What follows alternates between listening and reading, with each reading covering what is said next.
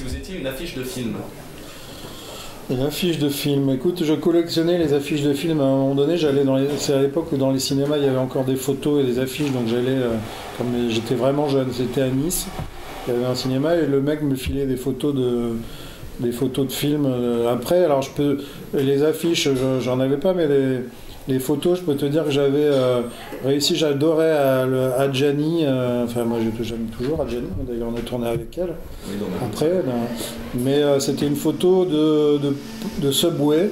D'accord.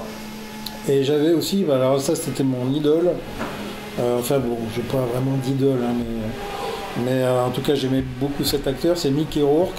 D'accord. D'ailleurs je m'habillais un peu comme lui, j'avais un espèce de gros manteau parce qu'il a fait un rôle dans Angel Heart, je sais pas si tu as vu ce film que j'adore moi, et donc il avait un look avec un gros manteau et des lunettes un peu à écailles, et donc je m'étais fait un peu c'est la seule fois de ma vie où je ressemblais un peu, mais un peu par hasard parce que le manteau je l'avais avant, mais en tout cas j'adorais cet acteur et surtout ses films avant qu'il fasse de la chirurgie esthétique.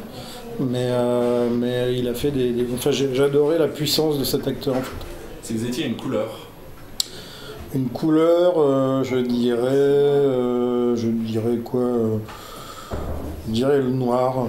Le noir parce que je sais pas, au moins ça va avec tout. Si vous étiez une romance. Une romance, c'est quoi une romance déjà? Plutôt peut-être au cinéma, quoi, un film romantique. Ouais, un film romantique, ouais.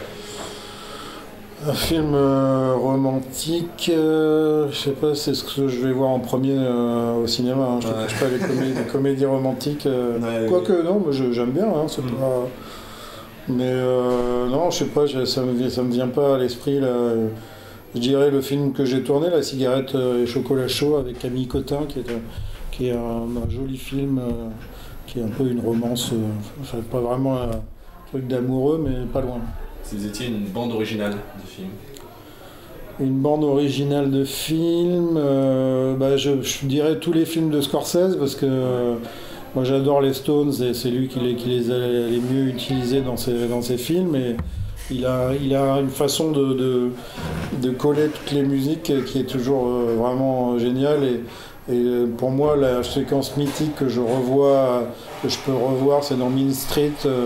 Quand il y a Robert De Niro qui rentre dans le bar sur une musique des Stones, et il y a une espèce de plan séquence où le long du comptoir, et pour moi voilà, c'est vraiment Scorsese d'une façon absolue. Si vous étiez à un stade de l'ivresse.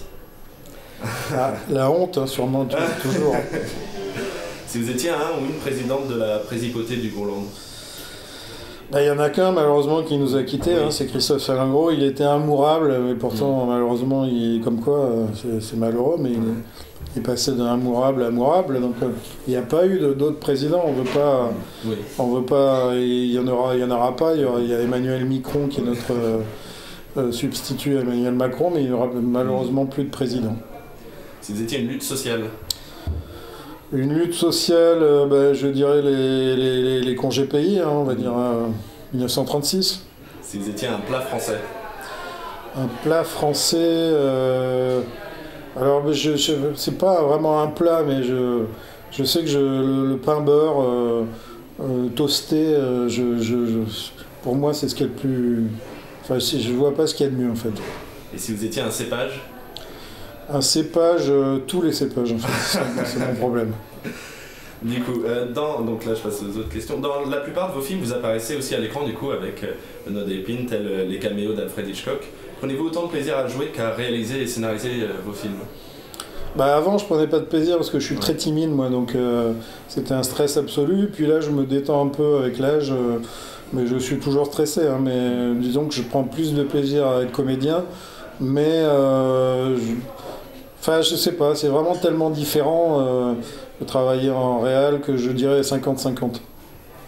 Et du coup, dans chacun de vos films, vous traitez avec humour et sérieux des questions de société, autour d'antagonisme, par exemple cadre agriculteur dans Altra, retraité employeur dans Mammouth, communauté Emmaüs contre un start-upper raté rêvant de devenir riche dans I Feel Good. Et ici, du coup, un homme de droite et un écologiste, justement, face à des activistes féministes. dans le même temps. Et qu'est-ce qui vous a poussé, du coup, vous et Benoît Delépine, à prendre à bras le corps ces sujets de société et à nous le montrer? Et avez-vous déjà une idée de vos prochains champs d'action? Écoute, non, mais comme je disais tout à l'heure, à Groland, on écrit des sketchs depuis 30 ans, donc on doit se tenir au courant de l'actualité, parce que c'est basé là-dessus. Et puis on aime bien l'actualité, on lit les journaux, on se tient au courant de tout, c'est vraiment... enfin, on adore ça, quoi. Donc les sujets d'actualité viennent au fur et à mesure qu'on prend conscience de certaines choses, et après il faut trouver le sujet qui va faire un film, donc ça c'est autre chose. Ouais. Il faut que ce soit un sujet plus global, et c'est pas toujours évident, parce que justement on a failli arrêter avant ce film-là, parce qu'on se disait on a fait le tour de toutes les questions, et heureusement qu'il y avait cette vieille idée qui traînait d'un mec collé à un autre, qui était là, mais je dois dire que plus ça va aller, et moins on pense qu'on a fait le tour un peu de tous les problèmes. C'est toujours des films qui sont un peu des Don Quichotte, des road movies, et on se disait là on commence un peu à tourner en rond. Donc pour le coup on a zéro idée du prochain film, puisqu'on sait même pas si on va en faire un. Et du coup, donc, dans la troisième partie, avez-vous un porte-bonheur que vous emmenez sur le tournage? Non, j'ai pas de porte-bonheur, à part ma médaille de la Vierge Immaculée que j'ai autour du cou. Je suis un des seuls croyants, même le seul croyant de Groland et de toute la sphère dans laquelle j'évolue. Mais je le dis pas trop, hein, parce que, mais oui, bah écoute, non, c'est le seul objet, et ma bague de mariage, quoi, mon alliance. Quel est le dernier film dont vous êtes sorti avant la fin dans un cinéma? Bah, j'aime pas sortir avant la fin, parce que j'ai le respect des gens qui font les films, hein, mais je crois quand même que je suis parti une fois, peut-être une fois ou deux, mais je sais plus pour quel film, mais sinon non, je reste vraiment jusqu'au bout. Ah oui, non, je suis parti sur, ça y est, je me rappelle maintenant, sur un film de Michael Young, parce que je sais pas pourquoi j'étais allé voir le film, c'est un de ces derniers là, que j'ai trouvé d'une vulgarité extraordinaire, et donc je suis parti, ça s'appelait, enfin tu retrouveras, hein, de toute façon tous ces films sont comme ça, donc dans quelle ville rêvez-vous de tourner? Dans quelle ville? Ouais. Bah, je rêve de tourner vraiment un film entier à l'île Maurice, parce que je suis mauricien d'origine, moi, et ça fait longtemps que j'espère tourner un film là-bas. Donc je suis né à Cure-Pipe, hein, donc c'est la ville où je suis né, et une des grosses villes de l'île Maurice. Donc mon rêve, ce serait de tourner à Cure-Pipe, ce serait assez rigolo. Mais trouver un sujet là-bas, c'est pas si évident que ça, parce que je suis un peu un déraciné. Moi, je suis venu en France à l'âge de 7 ans, donc je parle pas créole. Tu vois, je suis un peu le cul entre deux chaises, comme beaucoup de gens qui sont partis d'un pays, et c'est un peu mon grand regret d'ailleurs. Mais en tout cas, effectivement, Cure-Pipe, ce serait génial si j'y arrivais un jour. Quel serait votre casting de rêve pour un film? Des acteurs et actrices que vous n'avez pas encore eu, que vous rêveriez d'avoir sur un... Je trouve que tous les acteurs sont plutôt bons en France, même carrément très bons, mais le problème, c'est à chaque fois qu'on veut faire un film, on se dit mais qui nous donnerait envie de faire un film vraiment, quoi. Ouais. Et en fait, il faut toujours qu'il y ait un côté cinglé dans les acteurs qu'on prend en général, ou quelque chose de particulier, et c'est pas toujours évident. Je trouve que les acteurs techniquement sont tous très bons, mais pour passer un mois avec un acteur et qui nous donne vraiment envie de bâtir tout un scénario sur... nous, on a tourné avec les plus dingues, hein, on les a tous eus. Hein. Brigitte Fontaine, à Poulvord, Dupontel, et Depardieu. Donc il y a par contre des acteurs qu'on a loupés, et ça c'est un grand regret. On était très potes avec Guillaume Depardieu, il est parti. Ça c'est vraiment on a vraiment des regrets. Là par exemple, Jacques Dutronc, on aimerait beaucoup faire un truc avec lui. On a essayé là d'avoir qu'il vienne chanter sa chanson, mais on n'a pas pu. Il y a des petites touches comme ça à gauche à droite, mais la source se tarit un peu quand même.